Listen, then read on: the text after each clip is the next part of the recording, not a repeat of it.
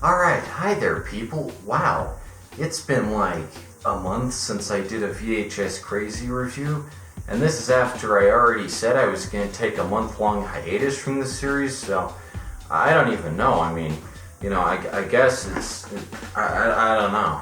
Man, this series started all the way back in February, and it's already like the end of September. I mean, gosh dang. This is actually going to take a year to review all these 47 VHS tapes, but let's get right into today's wacky VHS tape, the most obscure, I would say, of the Lucasfilm lineup, Twister, which I have lying around for some reason. I don't know why. Hello? Popcorn delivery. Put a little weekend in your week. Rent a video. We got Twister here, and this is one of those movies I remember watching on VHS. Like, I watched this on VHS. I remember watching this on VHS, but upon rewatching it, it holds. It's one of those movies where, like, when you first watch it on VHS, when you're really young, you're like, oh man, this is awesome, and then you rewatch it, and it's like, oh, this one's so good. And then that way it's kind of the opposite of a movie like Gothica, where at first you watch it and you see, Gothica, and then you rewatch it and you're like, oh my gosh, this is actually kind of good. This is like, you watch it the first time and you're so impressed, and then you rewatch it and you're like, yeah, what was I so impressed by, So Twister's tagline is the dark side of nature. This is produced and written by Michael Crichton, who I was amazed to see his name pop up in the end credits, because I mean, he's written Jurassic Park and Westworld and the Andromeda Strain, such good stuff. So I'm amazed to find out he wrote and like produced this, and I assume it's just like for a paycheck, because on the front here it says, from the producers of Jurassic Park and the director of Speed, which is kind of like saying, like, from the producers of Indiana Jones and the director of Payback with Mel Gibson, like, like a really good movie, and then you got Speed. Like, who the shit cares about Speed? Anything else that'll keep this elevator from falling? Basement. So obviously, the director of Speed and the writer of Jurassic Park, don't mesh so well, because those are very different movies stylistically. But I guess someone was like, oh, let's slap them together. Let's have Michael Crichton write a movie about flipping tornadoes, because why not? He's written movies about flipping androids and flipping, like, viruses that wipe out all of humanity. Let's have him write about tornadoes. Back in the 90s, obviously, back before the internet, when things were boring, weather was very popular. People literally stared up at clouds for hours on end, and I guess predicting the course of a tornado was considered one of the most gripping and action-packed and awesome things you could do. Elusive. Unpredictable. And everyone wanted to be the weather lady, and everyone wanted to be Phil Connors and go out and chase these storms and give it to us on the Weather Channel over those sweet, sweet Vapor Vibes 95. That's right. I wasn't alive for the 90s, in case you couldn't tell, but this is my impression of sort of what the 90s was like. If I'm wrong, sue me. So in this movie, we got the two main characters. We got Helen Hunt, and we got Bill Paxton. Also, it's directed by Jan de Bont. I don't know who he is, aside from being the director of Speed, which I've never seen, but just keep in mind that he's that guy. Helen Hunt being the main character, who's, so we open up with this flashback of, like, a farm in the 60s, and, like, there's this little girl, and, like, her parents wake her up, and they run out to the tornado shelter, because, oh my gosh, a tornado's coming, oh my gosh. And then, like, the tornado shelter is really poorly constructed, so the dad has to, like, hold the door closed, and then the tornado just like rips him out. And it's supposed to be this sad scene, but it's just kind of funny. Like, why didn't you build a better tornado shelter? It can't be that hard. Like, you could have just covered it up with dirt or something.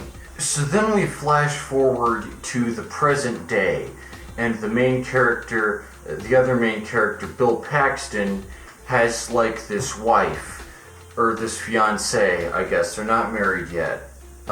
So you think the whole movie that the fiancée is the little girl in the opening scene, and like she's like a scientist, and like, you know, she's dealing with like this trauma, and the whole time Bill Paxton is cheating on her with this blonde lady. But it turns out that the blonde lady, Helen Hunt, is the little girl the whole time, even though in the opening scene she's a brunette and looks more like the fiancé. So it's just a really confusing mess. This has a big love triangle going on, because basically Bill Paxton has a lot of back, you know, like past drama with Helen Hunt, and she thought he was gonna marry her because they're both really into tornadoes. Like, they're flipping. You see a tornado and they're just like, oh my god, it's a tornado. Going green. Greenwich.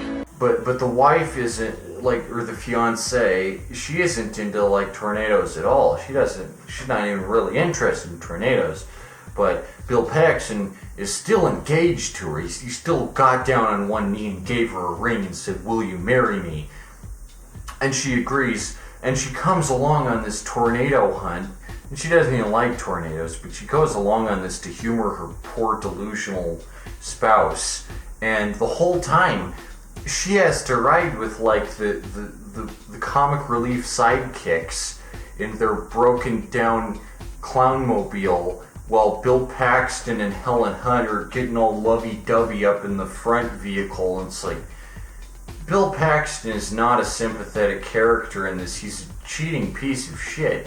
And like, sure, I get that he has past chemistry with Helen Hunt, but at the very least, he could like break it off with his fiancée before bringing her on the same expedition as his ex. Like, it's just a recipe for disaster. And it ends up just like with them just schmoozing, and the poor fiancée has to hear all this going on, and she's like utterly mortified that she even considered marrying such a hapless doofus who does not know how to handle his romantic life and separate it from his professional life. It's just a massive like red flag. And we're supposed to sympathize with Paxton's character here. It's like, I don't sympathize with this guy at all. He doesn't know how to, you know, just like, why is he even into this fiancée? She's not even into tornadoes, and that's his one defining character trait, is that everyone's into tornadoes because they're flipping storm chasers. It's like, you know, why did you marry a freaking candy shop owner if you're a mortician? It doesn't make any sense. They're two different lines of work. Recipe for disaster. And meanwhile, Helen Hunt and Bill Paxton seem to have like perfect chemistry, so it's like, why they ever split up, you know? Like, why? So the whole movie, you're following this fiancé and you're thinking, oh my gosh, Bill Paxton is cheating on her with this manipulative blonde vixen, and you think the fiancé is the little girl from the opening sequence, and she has like this trauma because her dad flipping died, and then you realize, oh no wait, the manipulative blonde vixen is the one from the opening scene. Okay, so we were supposed to sympathize with her the whole time. You need Come on. therapy. What? I'm what? not. Wait. I need therapy? I didn't say that. I need This is the back description of the VHS here. A gale force movie. The special effects are spectacular, says Janet Maslin from the New York Times. The house rips apart piece by piece. What house? Who knows? The house. Not a house, the house. A bellowing cow spins through the air. Tractors fall like rain. A 15,000-pound gasoline tanker becomes an airborne bomb. A mile-wide, 300 miles per hour force of total devastation is coming at you. Twister is hitting home. In this adventure, swirling with cliff-hanging excitement and awesome special effects, Helen Hunt and Bill Paxton play scientists pursuing the most destructive weather front to sweep through mid-America's tornado alley in 50 years. By launching electronic sensors into the funnel, the storm chasers hope to obtain enough data to create an improved warning system, but to do so they must intercept the Twister's deadly path. The chase is on. The front of the case makes it look like it's this like terrifying found footage movie because it's all grainy and blurry, and it looks like, oh my god, this is fucking intense, you know. It looks like the Blair Witch Project here. It looks like this is like some like long forgotten crypt sealed like nightmare fuel here. And then in the back you have this fucking like Chevy just on the top there, and you got a cow in the middle of the frame, and it looks like a fucking Buster Keaton comedy or something. Like, this isn't it's just such tonal inconsistency between the front and the back. Like, the front makes it look like basically a horror movie, and the back makes it look like a Pauly Shore comedy. Like, which is it? Pick a side. But, you know, this tonal inconsistency definitely carries into the movie because the opening credits are like some suspenseful, like, you hear the tornado and it's like, oh my god, so scary. And then the characters are just these bumbling imbeciles who just have these fucking witty lines of dialogue and one-liners like, we really got him that time. What if I was streaked at the prom, man? Oh, boom, you're so wacky. Oh. Cool. You slaughter your own cows, Mac. Nice. Potatoes? See, it's not the best, like, sense of tone or what this movie is trying to say or anything. There's no conflict in this movie. That's one of the problems. There's like the good team of storm chasers, and you can tell they're the good team of storm chasers. They're the real deal. They're the people who don't mind getting their hands dirty. They're the people who go out there and do their due diligence. And their cars are all fun and wacky and different because they're fun and interesting. Hey, you guys! Woo-hoo! And we like following them, but then you have the bad storm chasers, and they're a bunch of stuck-up assholes, and all their cars look the same, and whereas the good storm chasers tornado tracking machine is fun and quirky and has a goofy picture on it, the bad storm chasers team is sterile and cold and robotic and that's it. These people have no sense of fun. Fortunate colleagues found out earlier on today. Ugh, turn them off. Oh, dang, these bad storm chasers and these good storm chasers. It's the most, like, basic character development. Like, come on. Like, it's just like watching, like, Speed Racer or something at this point. Like, just a bad team and a good team? What is this? Freaking wacky races? It may as well be. This may as well just be a freaking live-action wacky races with Dick Dastardly at this point, because the villain of this movie is just like so cartoonishly stupid and like evil, and like the script gives him no like direction. He's bad because he wants to do the thing this other team wants to do. In both cases, provide scientific research, but we want to root for this team over this team for some arbitrary reason, I guess just because this team has cooler cars and they're wacky, and the other team is like freaking Agent Smith from The Matrix. It's like, what the heck, you know? I mean, the characters is so bland. I mean, I barely remember any of the characters except Helen Hunt and Bill Paxton. Like, the rest of the team is just like 5 different comedic reliefs. He got like a bottle of Jack Daniels in his hand. He's naked. He is butt naked.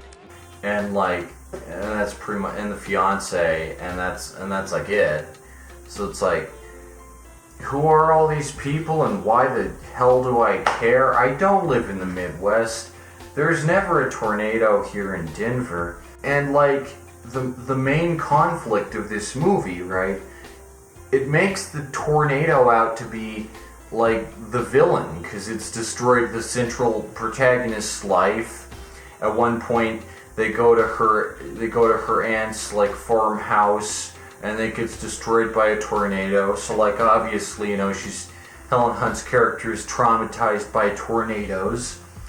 But like, tornadoes aren't alive, so they don't make for a very compelling villain. They just happen. Like, whether you want them to or not, they just happen. And they're not goofy. They don't toss cows and shit around. They don't flippin' toss like gas tankers around. This is some Looney Tunes shit. It makes sense, because this whole movie, on the VHS version anyway, is preceded by a clip of the Tasmanian Devil, because I guess Warner Brothers just wanted to stuff their most recognizable franchise in by any means necessary. And you think like the movie is opening with this clip of the Tasmanian Devil, and that's going to be part of the movie, but it's just like a little 30-second clip of the Tasmanian Devil, and then the actual movie starts. I don't get it. The 90s were weird. The main thing that these scientists are trying to do is, you know, increase the warning time that people will have to like get out of a tornado's way, right?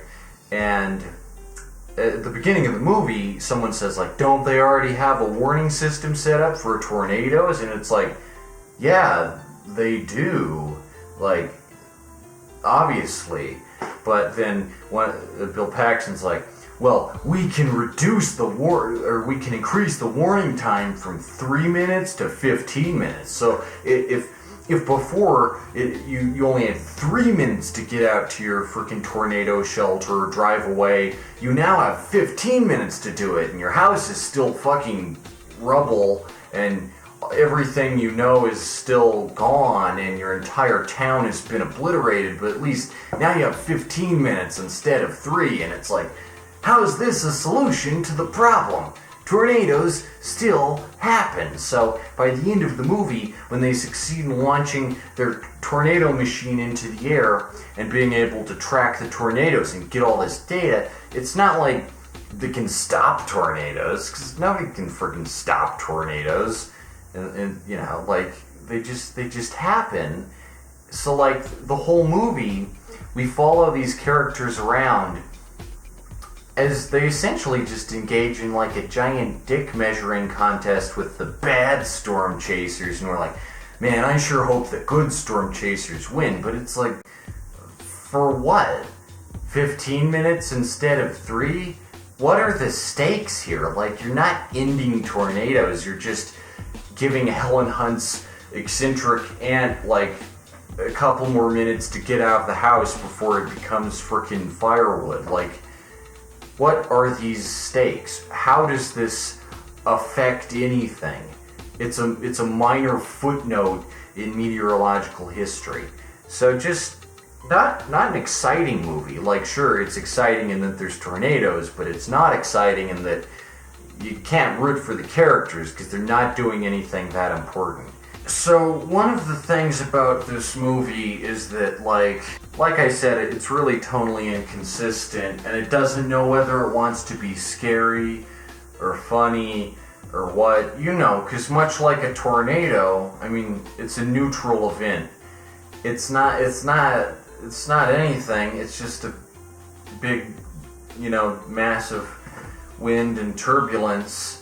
And it's like, you know, I mean, we're supposed to care about all these country bumpkin characters, you know, real salt-of-the-earth folks living out in the Midwest and having their houses destroyed by tornadoes every 20 years. So Joe's yelling at him to get out of the way, right? And it's like, why don't you just move to a city where there aren't any tornadoes, you know? Like, why live in a town where you just get hit by a tornado every 20 seconds? Like, you know, I get that there's some farmers, but none of the characters in this movie are farmers who have to be out there. They're just idiots who voluntarily go into the path of tornadoes and like expect that, like, you know, they just expect that it's completely safe.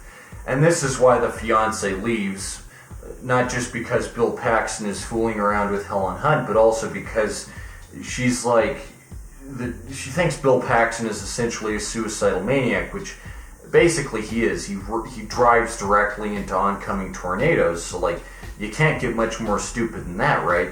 Are you mad? I'll be mad later. Right now, I'm trying not to kill us. You know, he's stupider than the guy who goes out and films grizzly bears and got eaten by a grizzly bear. He goes right into tornadoes. Their tornado machine will only work if they directly put the machine in the, like, right in the path of the tornado and just like, and then just drive out of there as fast as humanly possible, right? So like, here's an idea, right? And the whole movie I was just thinking this, because the machine is full of little balls of shrapnel that, like, you know, go into the tornado and essentially paint like a map of the tornado structure. But if the balls are like tipped over or tipped out of this barrel thing, which is the like bulk of the machine, then they don't work. And it has to be like a real like setup where like the machine is right on the ground, and then like, you know, the tornado just like swoops it up. But, you know, tornadoes aren't that gentle, so like the first 3 times it's a complete failure. And just when they're on their last machine, their 4th machine, the tornado magically works, magically picks it up, and it's a success. And like, here's an idea, right? Because they carry these machines around in the bed of their like flatbed truck, right? So they're scientists. One of them probably has an engineering degree. Why can't you affix wheels onto these machines, right? Because when you're in the path of an oncoming tornado and every second counts, instead of having to get out of the flipping truck and go around to the back and manually lug this like 200-pound machine out of the back of the truck and set it on the ground and then get back in the truck and have to drive away, right? Why not just put a button in your truck where like the bed of the truck will open up and there will be like a ramp, and then the machine will have wheels on it and it can like slide down the ramp and onto the road, and then you can just drive away without ever having to leave the inside of the truck, you know, which is safe. And you can just like drive out as fast as possible, and the machine will still be in the middle of the road, but you won't have to take it out of the bed of the truck manually, which seems like a really, like, no one can do that in that amount of time. You'd have to be like a flippin' Olympic sprinter or something. But this movie is just like, yeah, no, dang, we have to take the whole flippin' machine out of the bed of the truck and set it down, which is just like, have these people never heard of a wheel? I gotta take it out and set it down on my own. It's just, you know, just like, these people are supposed to be scientists and they've never heard of a ramp or like a wheel. It just doesn't make sense. It just doesn't make sense. You know, like one time the machine just literally gets tipped over because a branch or something hits it, and they didn't account for that, even though tornadoes are full of branches and stuff. So like all the balls spill out and scatter all over, and Helen Hunt, who's like a complete maniac, is like, come on, let's gather all these balls up before the tornado gets here and we can stuff them back in. We still have time. We still have time. Oh, this is crazy! For God's sake, there's no time! We can still do it! Come on! And Bill Paxton, who's only slightly less insane than her, has to give her a reality check and be like, come on, we don't have time. Let's get out of the path of this flipping tornado or we're gonna flip and die. And, you know, like, these people are just so stupid. Like, maybe they could like bolt the machine down somehow, maybe equip it with like, you know, autonomous like stakes or something so nothing can knock it over and the balls can just like fly out, because the machine doesn't have to fly up.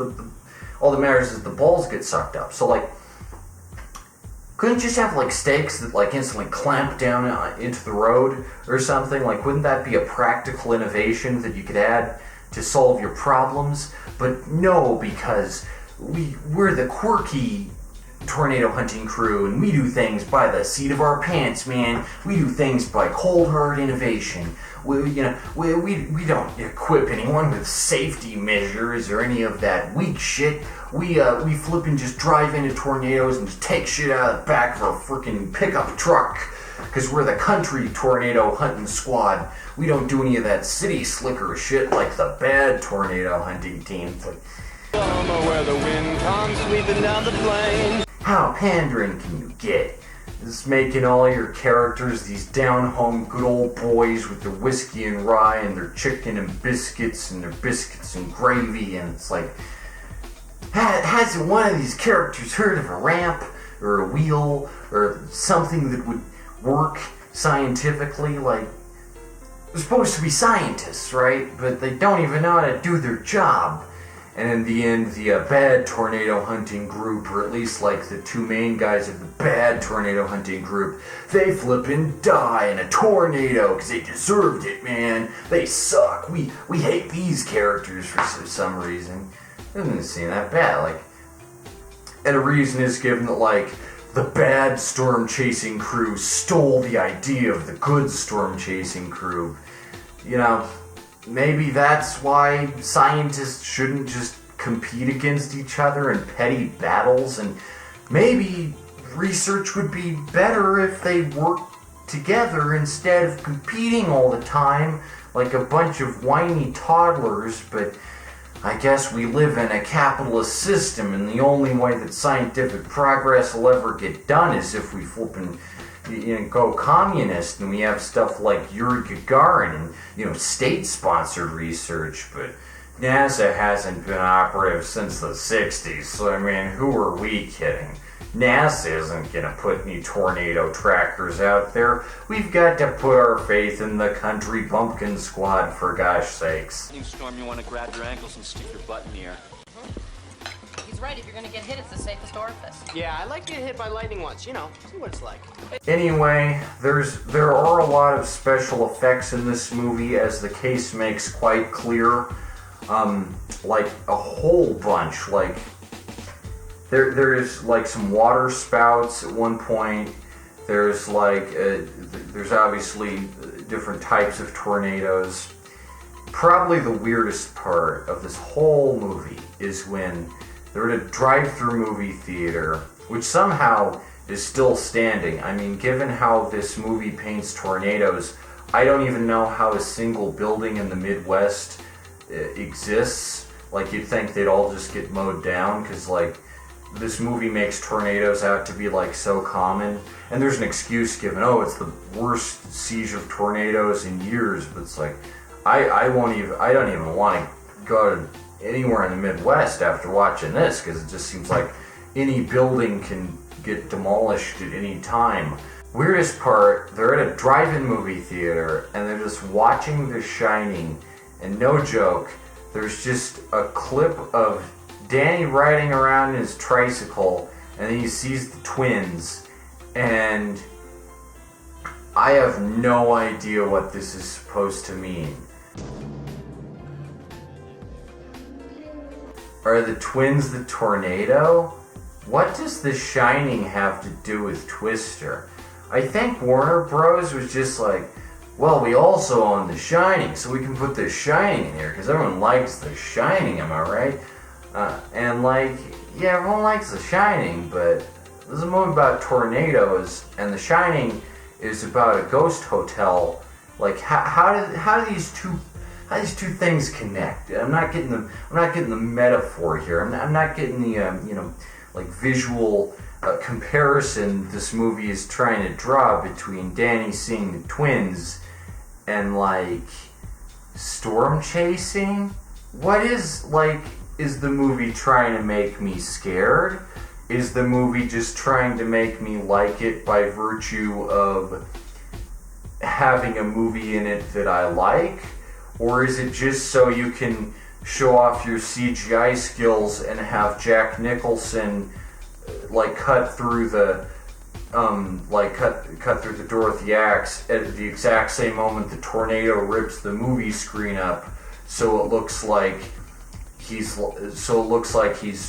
cutting the door down with the axe, like on a three-dimensional movie screen that's flying through the air, even though that's not the way movie screens work, and the projector wouldn't be able to project in a giant tornado. I guess whoever made this just didn't understand how light worked, maybe. Also, like, how's it go from the scene with twins, the part Jack Nicholson chopping the door down in like 5 minutes? Those are at the beginning and end of the movie respectively, and The Shining's like 2 hours long. But like it's instantly like 1 second there's twins, next second Jack Nicholson chopping the door down. This movie doesn't even pay attention to its own chronology. It's really sad. And I don't know if this movie thinks it's The Shining or what. Like, why put a clip of The Shining in there? It's like if Dead Poets Society had a clip of The Shining in there for no reason. Why? What's it do? Medicine, law, business, engineering, these are noble pursuits. Poetry, romance, love, these are what we stay alive for. Touchstone Pictures presents Robin Williams as John Keating. He was the inspiration that made their lives extraordinary. Dead Poets Society. Probably the weirdest part that I find about this whole freaking thing is that this movie is rated PG-13. There is nothing in this movie that would even remotely make it above a PG rating. Like, even though there's this whole saucy love triangle going on, there's no mentions of sex or like anything like that. It's the most like vanilla romance you can get. It's like, where's the PG-13 rating come from, right? You're scanning the case, you're like, why is this rated PG-13? And then it says, rated PG-13 for intense depiction of very bad weather. I didn't even know that was a thing that you could rate a movie on. Very bad weather? What's that constitute? Very bad weather? That's something you can rate a movie on? I didn't even know this. I'm tempted to think that this was some kind of marketing stunt that Twister came up with, like, oh, you don't want to take your children to see this. It's intense. It has very bad weather. It's PG-13. But like, it's the opposite. It's the opposite of like Gremlins, you know, because like Gremlins has like gremlins exploding and shit, like living creatures getting stabbed and shit, and like melting into puddles of goo. You know, so obviously it was rated PG when it came out, but then Steven Spielberg's like, let's make this PG-13 instead. We need a new rating that's a little more mature, a little more edgy, right? But this is the exact opposite, because like, it's rated PG-13, but it really does not need to be. No kid would watch Twister and go, oh, I'm disturbed by this, I'm so disturbed. So I think it's just a marketing stunt, because I have never heard of any movie being rated anything because of very bad weather. Like, there's plenty of kids' movies with rainstorms and blizzards and stuff. They exist. I mean, I can't name any off the top of my head, but like, very bad weather does not constitute something that would be rated. So I just wonder how that rating came about and whether it's like real. And the MPAA actually looked at this movie and went, oh man, there's such bad weather in this. Well, I have to make this one PG-13. Or if it's just, like I said, some kind of marketing stunt and they hooked the MPAA up, and the MPAA's like, well, yeah, if children don't see this, it's fine with us. It's not going to make that much money anyway. So like, I don't know what that's about, but that's the craziest part of this movie probably, is just the justification given for the rating. Again, like, no juvenile humor, no comic mischief, no sexual innuendo, no violence. It's just like a tornado, and the tornado isn't alive, It's just a tornado, which, like, you know, make of it what you will. So at the end of the movie is when all these special effects flipping pay off, because, you know, they go through an entire house, like they just drive through an entire house. At one point, they just drive through a freaking fire in their truck, and the engine doesn't explode or anything. You can just drive through entire clouds of fire and not get second-degree burns or anything. There's a point where this movie just like abandons all logical like cohesion, and you understand that you're just living in special effects land, and as a result, none of the characters are gonna die or anything. And then they get in the middle of a tornado. They just get consumed up by a tornado, and they're like the only people who have ever seen the eye of a tornado and lived to tell the tale. And you know, they're in the middle of it, and it looks really fake. Again, CGI wasn't that great in the 90s. Admittedly, the CGI in this is like decent, but there's no story, so really don't care. I never thought I'd be saying Twister had decent CGI, but it looks okay. Like, you can tell it's a cartoon, but they're in the middle of the tornado, and they see the sky. Hey, did you know that at the top of a whirlpool of wind, there's the sky? Wow.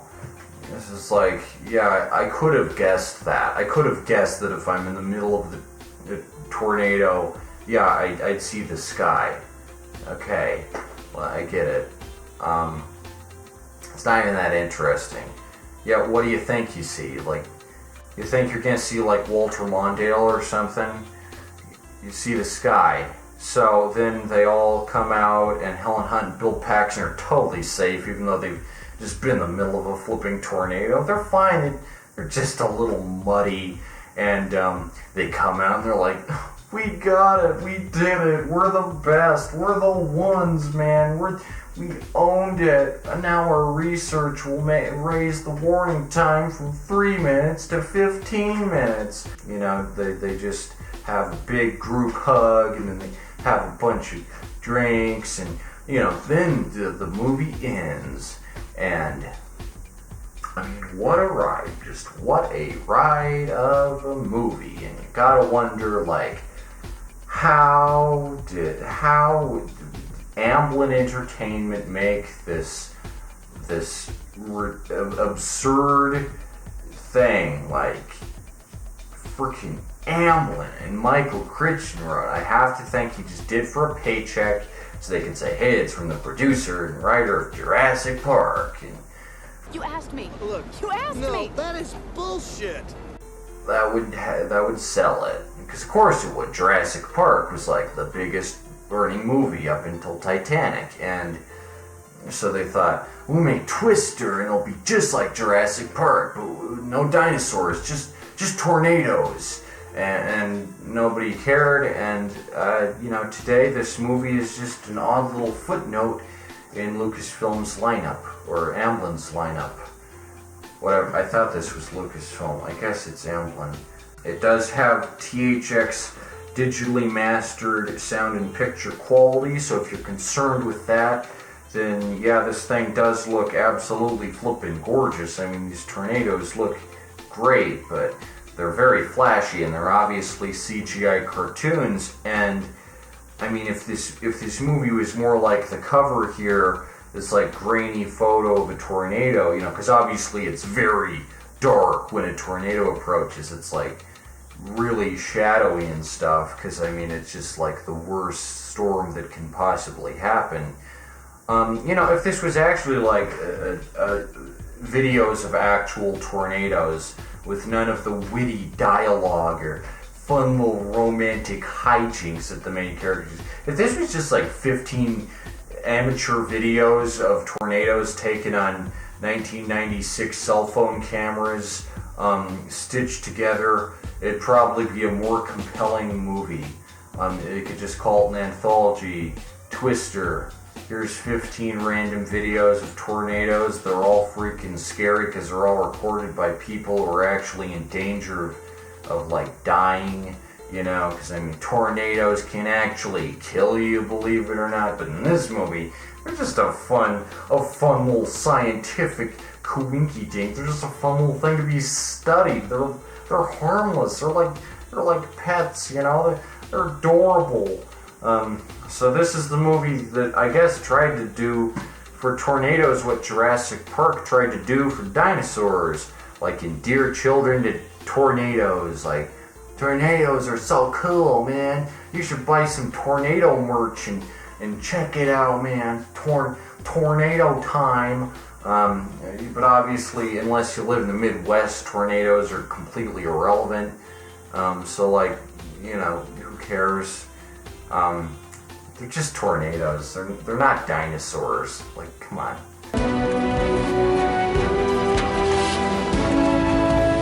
One last thing about the movie, the really annoying product placement near the end for Pepsi. I just feel like I am being sold so hard to go buy a flippin' Pepsi, and that really ticks me off because everyone knows Dr. Pepper's better than Pepsi or Coke.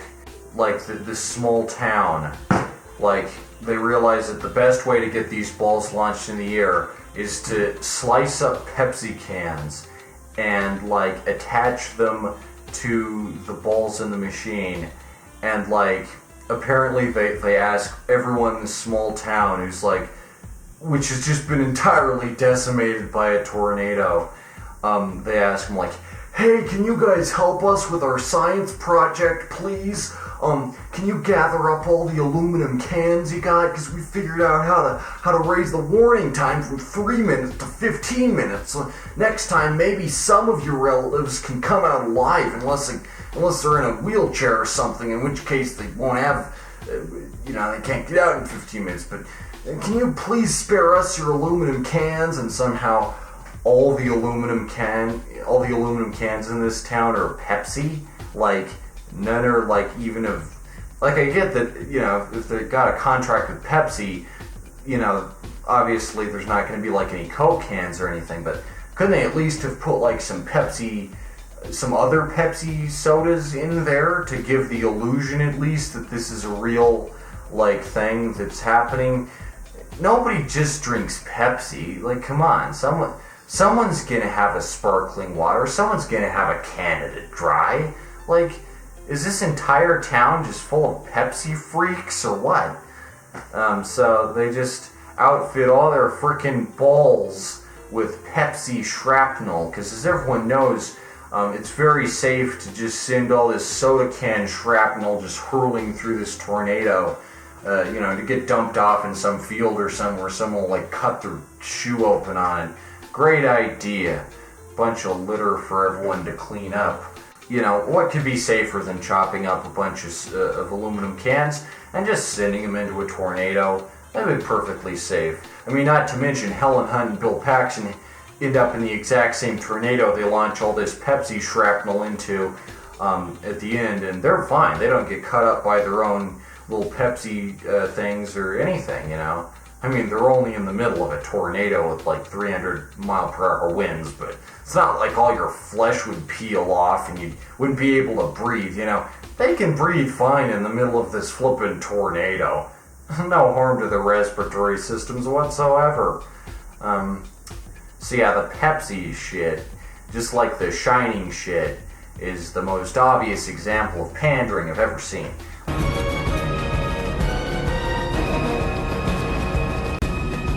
I see everyone talking about the Bud Light or Coors Light or whatever in Transformers Age of Extinction, that it just happens to end up next to Mark Wahlberg.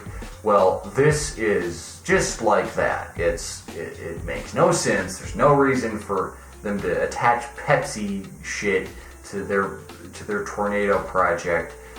I'm just watching a Pepsi commercial.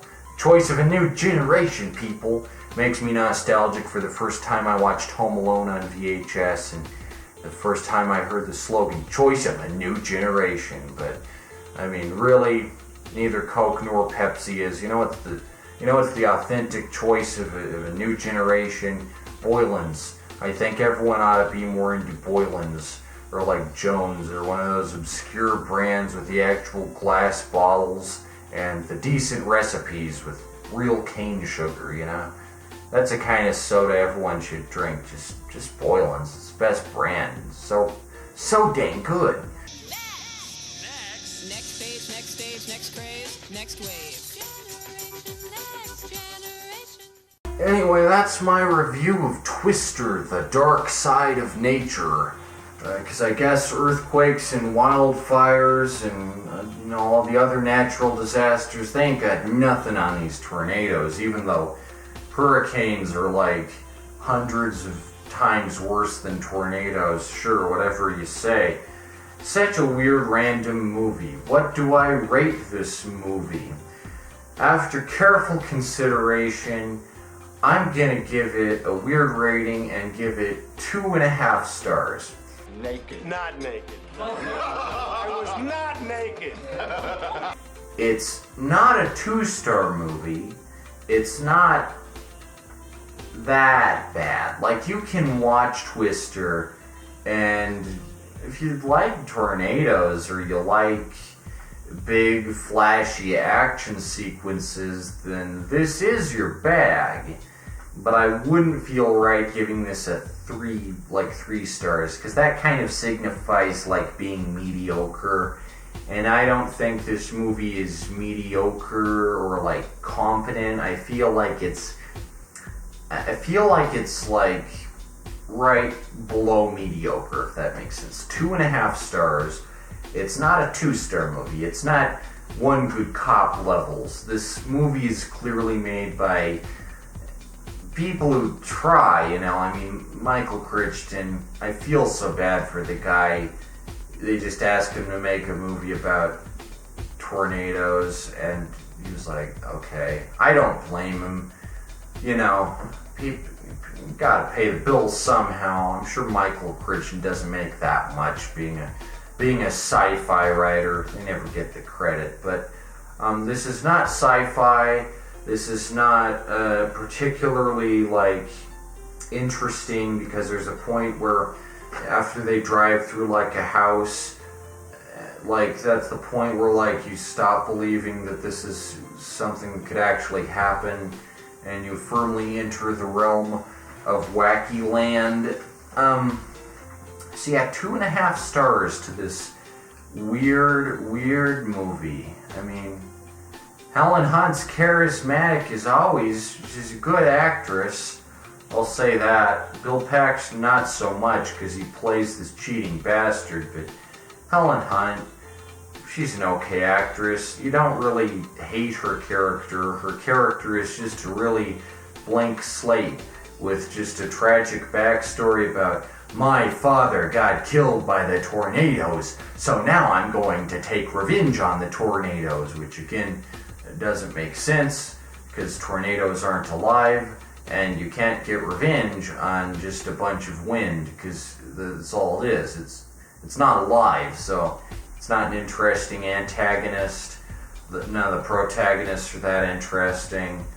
But I mean, you could watch it if there was nothing else, and you're bored. You're like, I just want to watch shit blow up and tornadoes and shit and whatever. Screw it. Yeah, you could watch this and, whatever. So that's been my review of Twister. Leave a comment down below if you've seen this, because, I think that, like a lot of the other movies I cover in this series, I think this is just one of those VHS anomalies that, yes, while it was released theatrically, nobody remembers it. Nobody remembers a lot of 90s stuff. And for good reason. This isn't the sort of movie that, is memorable or sticks out from the crowd, even with its branding as being from the producers of Jurassic Park and the director of Speed. Pop quiz. You have a hair trigger aimed at your head. What do you do? What do you do? We clump together 2 big movies and make a 3rd big movie, but you know, you need something else. You need a story and an interesting setting and character development, and there really isn't any. I guess the most you could give it is that Helen Hunt learns to overcome her father's death, and I guess the fiance just goes off and finds another guy or something. You never hear about her after like the 50-minute mark. Just a real shame, because the whole movie I thought she was the main character and I was getting invested in her. I guess not. Helen Hunt. That's really confusing. That's been a review of Twister. If you enjoyed it, then leave a like. Whatever else buttons exist. And if you enjoyed this review and you'd like to check out some of the stuff I got I'm offering, then write to Nicholas Acada, 1424 Columbine Street, number 1, Denver, Colorado 80206.